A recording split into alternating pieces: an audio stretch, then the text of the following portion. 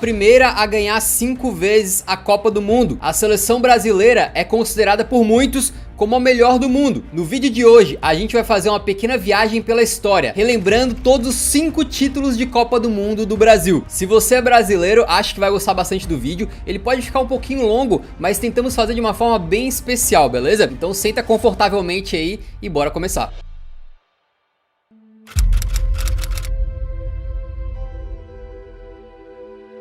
A Copa do Mundo de 1958, sediada na Suécia, chegou com uma geração brasileira que carregava nas costas o peso de tentar lavar a alma do torcedor. Isso porque os brazucas tinham sofrido um enorme trauma na Copa de 50, quando sediamos o torneio, e no jogo decisivo do quadrangular final, quando o Brasil pegou o Uruguai, podendo ser campeão mundial, para um público estimado em mais de 200 mil pessoas na época. A derrota veio de virada, e a gente viu o Uruguai campeão dentro do Maraca. Esse episódio ficou conhecido como Maracanaço e foi um baque tão grande para a seleção brasileira que fez o Brasil abandonar a cor branca do uniforme que usava até então e adotar o amarelo que usamos até hoje. Em 1958 vivíamos uma era muito diferente. O Brasil não era temido no mundo da bola como vem sendo já há décadas. A Copa do Mundo existia desde 1930, mas o Brasil jamais tinha sido campeão. O que havia de diferente em 1958 era aquilo que é mais decisivo dentro das 4 linhas: jogadores de qualidade. O técnico Vicente Feola contava com uma boa geração de caras já com experiência, como o capitão da seleção, Bellini,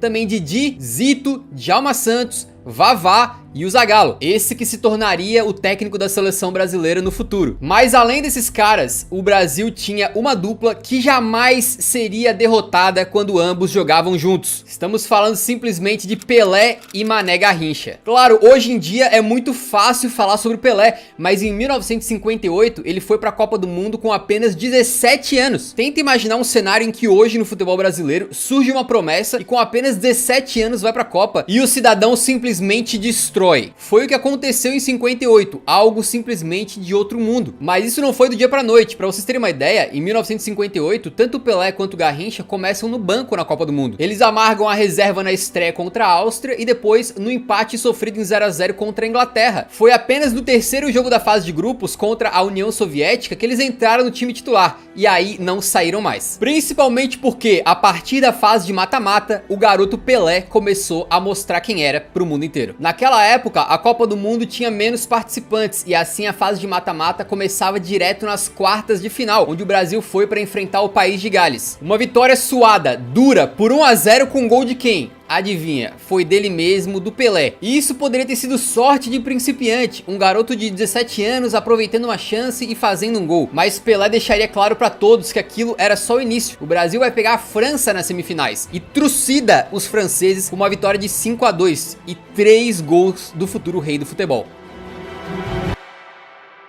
Sim, 17 anos, metendo um hat-trick em semifinal de Copa contra a França. Eu já disse que ele tinha apenas 17 anos. Depois de confirmar a ida para a final, o Brasil ainda tinha que superar o trauma de 50, naquela derrota dolorida dentro de casa. Mas em 58, a situação era praticamente oposta. No dia 29 de junho, no estádio Rassunda, nós estávamos jogando a Copa do Mundo na Suécia, para enfrentar na final justamente a seleção dos suecos. Parecia que o pesadelo poderia se repetir, quando apenas com 4 minutos de jogo, o sueco Lidholm abre o placar para os caras.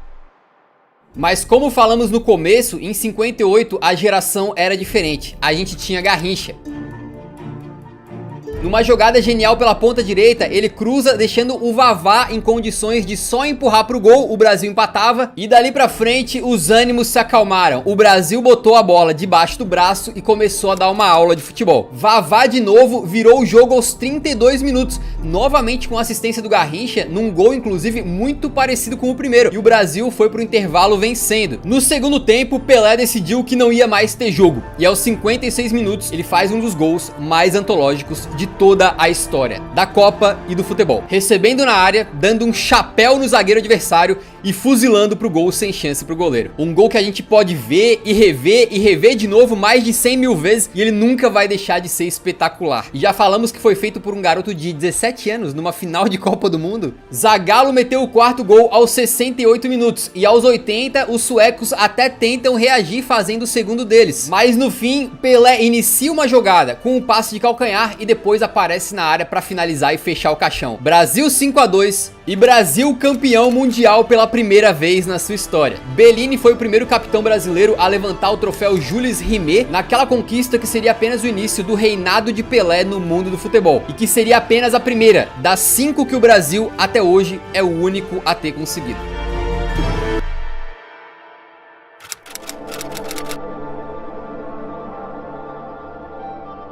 Se o Brasil chegava com traumas e inseguranças para o Mundial de 58, para a Copa de 1962 no Chile, a situação era oposta. Pelé e Garrincha chegavam como dois dos melhores jogadores do mundo, mais experientes, consolidados e líderes de uma seleção que chegava cheia de moral, não em busca do seu primeiro título, mas sim de um bicampeonato. O comando técnico não pertencia mais a Vicente Feola, ele havia sido substituído por Aimoré Moreira, que decidiu basicamente dar continuidade ao trabalho do seu antecessor. O retrato disso é que na estreia da Copa do Mundo de 62, 9 titulares tinham começado jogando na final da Copa de 58. Num grupo com Tchecoslováquia, México e Espanha, não havia dúvidas que o Brasil era favorito. E isso se confirmou com uma boa estreia contra o México com gols de Pelé e Zagallo. Mas no segundo jogo, um grande baque. Contra a Tchecoslováquia, Pelé se lesionou. E não foi apenas um incômodo muscular ou algo do tipo. Foi uma lesão que tiraria o rei de todo o restante da Copa. Para piorar, o Brasil empatou aquela partida em 0-0, o que levantava a dúvida. Será que sem o Pelé vai dar? Imagina como seria perder Romário em 94 ou Ronaldo em 2002. Um desfalque aterrador. O escolhido para o lugar do Pelé foi um camarada chamado Amarildo e ele não decepcionou. No terceiro e último jogo da fase de grupos, ele marcou os 2 gols que deram a vitória para o Brasil sobre a Espanha por 2-1. Amarildo provaria que naquela Copa de 62 o Brasil poderia se dar ao luxo de algo inacreditável: perder Pelé. Isso porque ao lado do rei jogava outro craque geracional, Mané Garrincha. E logo nas quartas de final, a seleção canarinha despacha a Inglaterra por 3-1, com 2 do Mané e 1 do Vavá. Nas semifinais, o Brasil repetiria o que aconteceu na Suécia e enfrentaria os anfitriões do torneio, o Chile, com Garrincha novamente metendo o jogo no bolso, marcando 2 gols que com mais 2 do Vavá geraram um 4-2 para cima dos chilenos.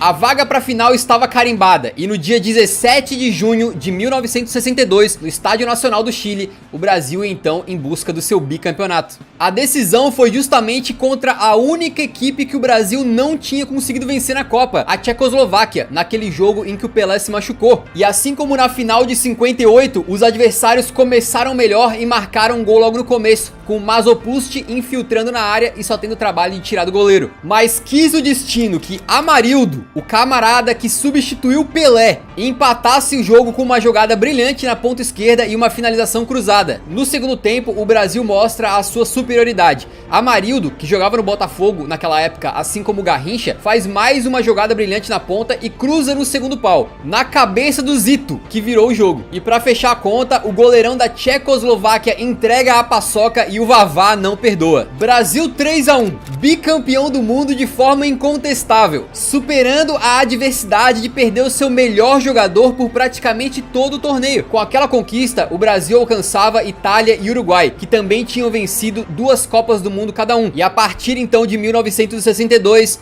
nenhuma seleção jamais conseguiu ficar acima do Brasil na lista de maiores campeões da Copa do Mundo. Com essa Copa do Chile, ficava provado que a seleção brasileira era a melhor do planeta e que os fantasmas do passado tinham sido exorcizados por essa geração. O capitão Mauro Ramos ergueu a 2ª taça Jules Rimet da história do futebol brasileiro e que, como sabemos, não seria a última.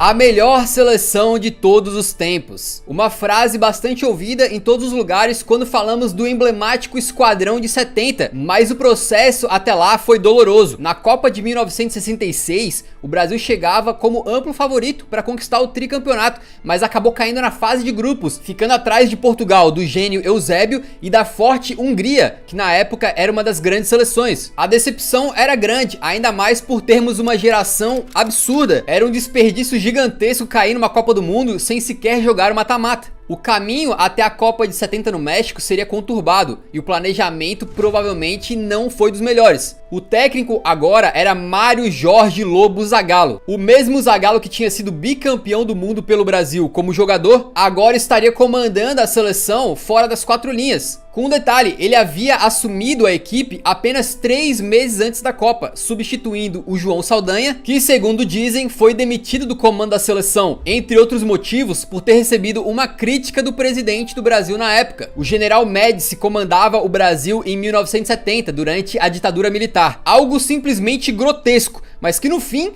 por linhas muito tortas, acabou dando certo. Talvez nunca na história uma seleção tenha sido convocada com tanta despreocupação, porque a geração de jogadores brasileiros tinha talento em abundância. Para a Copa de 70, Zagallo tinha à sua disposição Carlos Alberto Torres, Clodoaldo, Gerson, Rivelino, Jairzinho, Tostão e obviamente um tal de Pelé, que vivia talvez o seu auge em termos físicos, técnicos e também mental. O camisa 10 do Brasil chegava para a Copa do México como um astro total daquela competição, que acabaria sendo a sua última disputa de mundial. O Brasil caiu num grupo relativamente difícil olhando de fora. A forte Inglaterra, a Tchecoslováquia, que havia sido a rival na decisão em 1962, e por fim a modesta Romênia. Só que pro esquadrão de Zagallo não tinha nada que fosse muito complicado. A seleção brasileira passou pro mata-mata destruindo na fase de grupos, incluindo uma sonora goleada de 4-1 pra cima da Tchecoslováquia.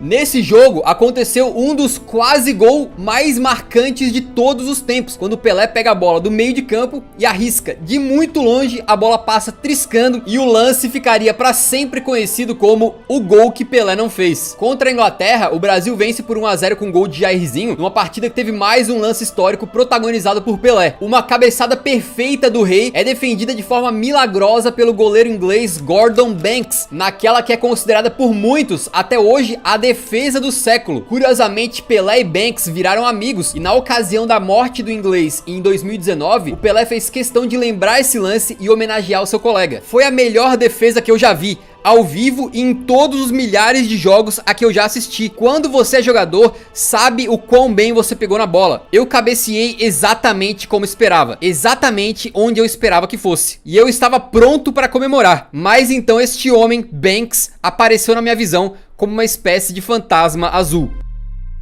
O mata-mata da Copa novamente começou nas quartas de final, com o Brasil enfrentando o Peru num confronto sul-americano, com a seleção peruana tendo um dos maiores jogadores da sua história na época, o Teófilo Cubillas. Mas não foi o suficiente para ameaçar o esquadrão de 70, que ganhou por 4-2 com gols de Rivelino, Jairzinho e 2 de Tostão. Não era a Copa América, mas o Brasil novamente enfrentaria um sul-americano nas semifinais. Vinha o Uruguai. Embora fosse uma situação completamente diferente, era uma chance de ouro pro Brasil se vingar do Uruguai depois daquele desastre na final da Copa de 50, 20 anos antes. O Brasil despachou a Celeste por 3-1, com gols de Clodoaldo, Jairzinho e Rivelino.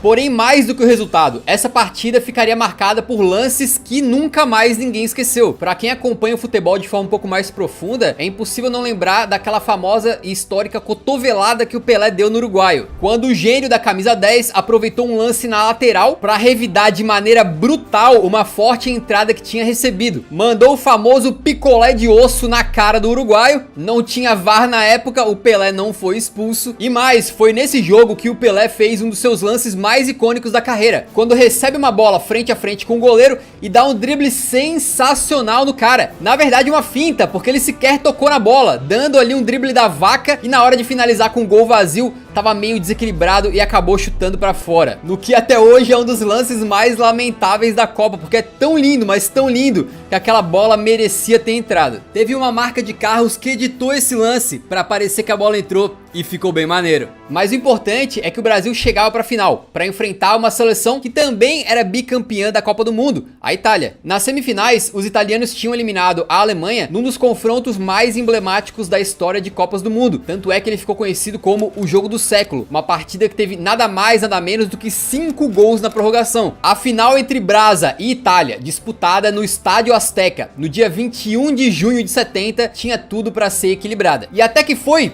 mas só até a metade do segundo tempo. Logo aos 18 minutos, em jogada pela esquerda, o Rivelino coloca um cruzamento para uma cabeçada firme do Pelé, num gol que rendeu uma das fotos mais icônicas da história do futebol. Certamente você já viu esse momento aí, em que o Pelé está com o braço para cima nos braços do Jairzinho. Aos 37 minutos, Clodoaldo do Brasil dá uma bela pichotada ali na zaga e o italiano Boninsenha não perdoa e empata o jogo. O jogo foi empatado pro intervalo, mas a pergunta que ficava era: até quando que a Itália vai conseguir competir com esse esquadrão? Aos 66 minutos, Gerson, o canhotinha de ouro, manda um balaço cruzado de fora da área e bota o Brasil na frente. E o Brasil não recuaria para manter vantagem coisa nenhuma. Pouco tempo depois, aos 71 minutos, o canhota manda um lançamento brilhante pro Pelé escorar de cabeça e o Jairzinho chega fuzilando para fazer o 3 a 1. Mas ainda dava tempo daquela seleção se consagrar com um gol icônico, um gol coletivo, que vai passando por todo mundo, de um lado para outro do campo, até a chegada do capitão Carlos Alberto Torres, finalizando cruzado. Um gol marcante, repetido de novo e de novo e de novo, que você já deve ter visto várias vezes na vida e que representava o brilhantismo do coletivo daquela seleção. Brasil 4, Itália 1. Uma das vitórias mais acachapantes das finais de Copa do Mundo, que apenas confirmou o que já se sabia: o Brasil de 70 era imparável, não havia adversário à altura, e não foi à toa que o Brasil encerrou aquela Copa com 100% de aproveitamento. Nessa jornada, Jairzinho meteu gol simplesmente em todos os jogos da Copa do Mundo. Zagallo se tornou a primeira pessoa no planeta a conseguir ganhar a Copa, tanto como jogador quanto como treinador, e Pelé se tornava ali o primeiro e até hoje o único jogador da história a vencer 3 Copas do Mundo. Carlos Alberto Torres levantou o Jules Rimet, fazendo do Brasil a primeira seleção da história a conseguir 3 Copas do Mundo. Uma Copa lotada de momentos marcantes e com um esquadrão brasileiro que ficaria marcado como um dos melhores times de todos os tempos. Só que quando você começa a ganhar muito, você quer ganhar cada vez mais. Mas infelizmente pro Brasil viria uma seca pela frente.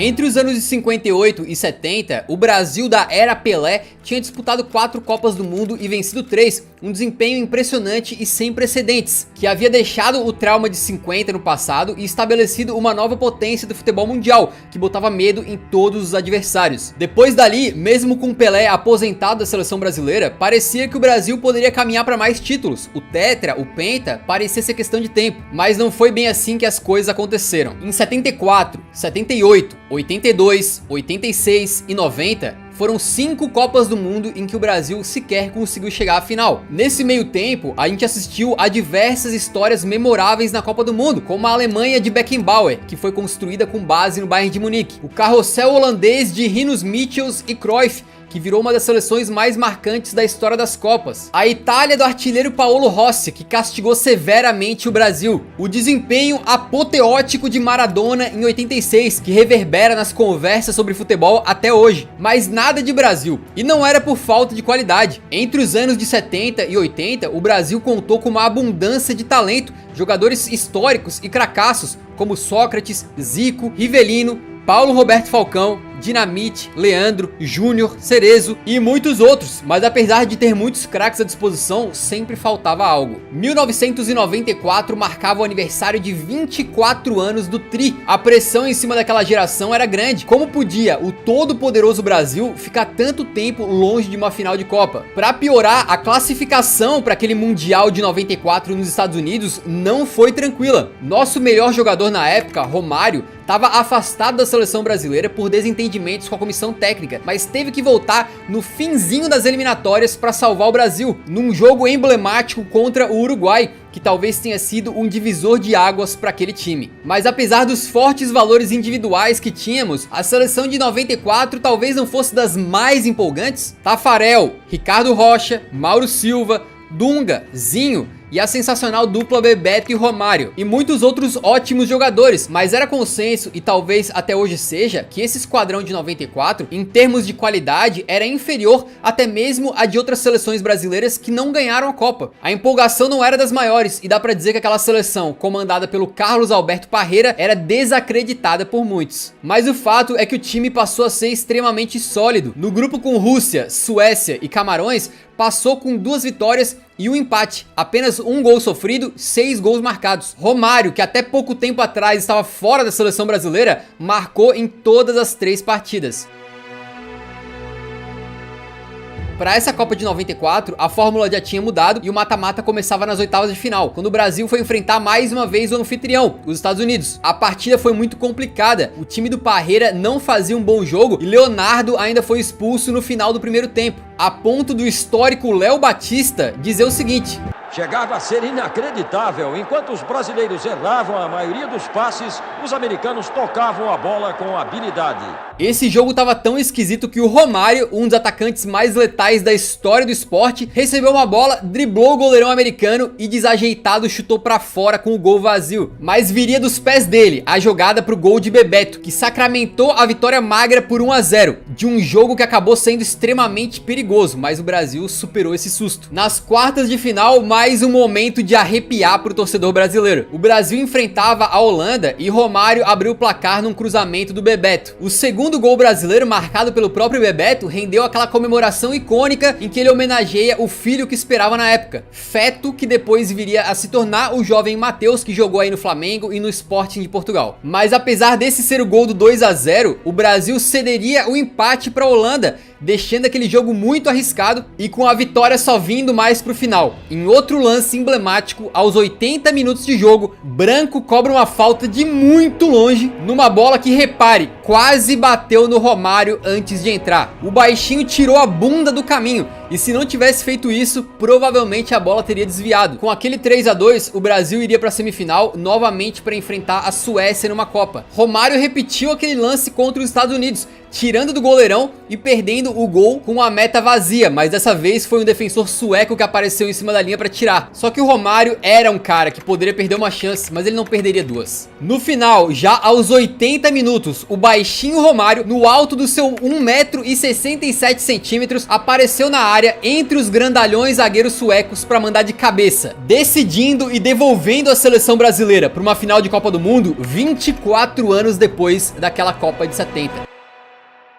Em 17 de julho, no Rose Bowl, mais uma vez quis o destino que Brasil e Itália se enfrentassem valendo a Copa do Mundo. Assim como tinha sido na Copa de 70, também valia a hegemonia. A seleção que vencesse seria a primeira tetracampeã da Copa do Mundo. A fortaleza italiana tinha simplesmente Baresi e Maldini na zaga. Os caras tinham Donadoni no meio. Era um jogo dificílimo e foi isso que se viu dentro de campo. Com duas equipes extremamente disciplinadas e com boas defesas, o que se viu foi ambos os times tentando finalizar muito de fora da área. O 0-0 levou o jogo para prorrogação, até que Romário recebeu livre no segundo pau, só precisando empurrar pro gol e chutou pra fora. É louco ver como alguns lances são esquecidos depois do resultado. Romário indiscutivelmente foi o craque daquela Copa do Mundo, mas se o Brasil tivesse perdido, talvez ele fosse cobrado até hoje. Mas a gente sabe muito bem que o atacante cobrado pela derrota naquela final foi outro. Com o 0-0 também na prorrogação, a disputa foi pra cobrança de pênaltis. Como diria o Galvão, haja coração, amigo.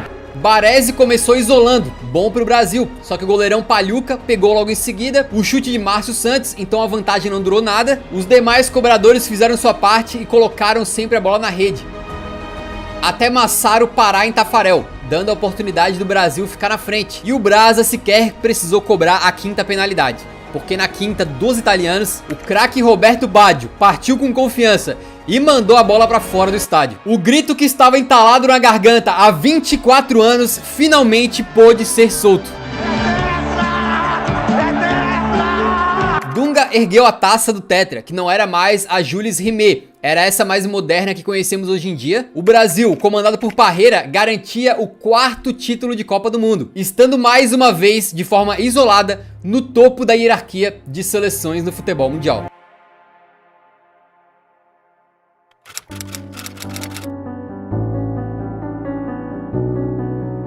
Depois da conquista do Tetra em 94, o Brasil retomou a sua confiança e não demorou nada para conseguir chegar em mais uma final de Copa. Em 1998, liderados pelo gênio Ronaldo, que em 94 tinha assistido o tetracampeonato do banco, né, ainda novinho, agora fazia uma dupla épica com o Rivaldo, que levou o Brasil à sua 6ª final de Copa, ainda que esse jogo não seja de boa lembrança para os brasileiros. Mas mesmo perdendo, o fato é que aquela geração mostrava que tinha um alto nível e deu lampejos do que viria a ser visto em 2002. Pra você ter uma ideia, em 97, Ronaldo Fenômeno tinha sido eleito Bola de Ouro, enquanto o Rivaldo ganhou a honraria em 99. Não é todo dia que os dois principais jogadores de uma seleção chegam para uma Copa do Mundo com bolas de ouro embaixo dos braços. Então a expectativa para o Mundial, sediado conjuntamente na Coreia do Sul e no Japão, era altíssima, até porque junto com Ronaldo e Rivaldo, vinham mais vários jogadores que também estavam em ótima fase. Os excelentes Marcos, Cafu, Roberto Carlos, Lúcio, Gilberto Silva e, claro, o jovem Ronaldinho Gaúcho, que vinha despontando como um craque da bola. Mas nem tudo eram flores. O técnico Luiz Felipe Scolari, o famoso Filipão, tinha assumido o comando da seleção brasileira apenas um ano antes da Copa, após várias tentativas e erros no comando da seleção. E mesmo ele não teve vida nada fácil, porque conseguiu a proeza de ser eliminado da Copa América com uma derrota para a seleção de Honduras. Filipão não foi demitido e aos trancos e barrancos o Brasil acabou conseguindo se classificar para a Copa nas eliminatórias. Hoje é muito fácil pra gente falar bem daquela seleção de 2002, mas antes da Copa era mais uma vez um time que chegava desacreditado, que inclusive tinha flertado com a possibilidade de sequer classificar para o Mundial. Para aumentar essa desconfiança, Filipão deixou de fora da Copa o Romário, que vinha em ótima fase, já que os dois tinham tido desentendimentos. Mas de todas as turbulências, talvez a pior tenha sido o triste caso do Ronaldo Fenômeno. O gênio que explodiu e se tornou sem dúvida nenhuma o melhor jogador do mundo, passou a sofrer com sérias lesões no joelho, com especial para aquela do dia 12 de abril de 2000. Foi nessa data que Ronaldo, depois de um período de recuperação numa lesão no joelho, volta a vestir a camisa da Inter de Milão e com pouquíssimo tempo em campo tenta dar um drible e o joelho dele simplesmente estoura novamente, rompendo tendões, ligamentos numa lesão absurdamente séria que gerou imagens que até hoje chocam todo mundo que vê. Parecia que Ronaldo estava perdido para a Copa de 2002. Foi um longo período de 15 meses de recuperação para o Ronaldo, que de forma surpreendente conseguiu voltar e garantir uma vaga entre os convocados para a Copa. Muitas dúvidas, muita insegurança, muita incerteza, e foi assim o caminho traçado até o Penta. O grupo da seleção brasileira era relativamente fácil, com China, Turquia e Costa Rica. E o time do Felipão não encontrou grandes dificuldades para classificar. Sem dúvida, eles usaram muito bem essa fase de grupos para consolidar a equipe, ganhar confiança e chegar encorpada para o mata-mata, que começou com a Bélgica nas oitavas de final. Ainda não era a ótima geração belga, mas o Brasil sofreu muito. Nada de gols no primeiro tempo, mas aos 22 do segundo, Ronaldinho mete um trivelaço para Rivaldo, que mata no peito e manda um petardo inacreditável, um baita de um golaço para botar o Brasil na frente. Ronaldo Fenômeno ainda teve tempo de fechar a conta e garantir a vaga do Brasil nas quartas de final. Com um detalhe, hoje a gente fala Ronaldinho e na hora você lembra do bruxo, mas naquela época esse aí era o gaúcho. Ronaldinho mesmo, falado dessa maneira, era o Ronaldo Fenômeno, o R9. Nas quartas de final, a parada era ainda mais dura contra a forte seleção da Inglaterra, que chegava com caras de excelente nível, como Michael Owen, David Beckham, Campbell, Ashley Cole e Paul Scholes. Não era flor que se cheirasse, e logo aos 22 minutos de jogo, o Lúcio tem uma falha bizonha e o Owen abre o placar para os ingleses. Mas naquele dia, Ronaldinho, o gaúcho, estava inspirado. E depois de uma jogadaça pelo meio, com direito a pedalada e tudo, ele rola pro Rivaldo empatar o jogo.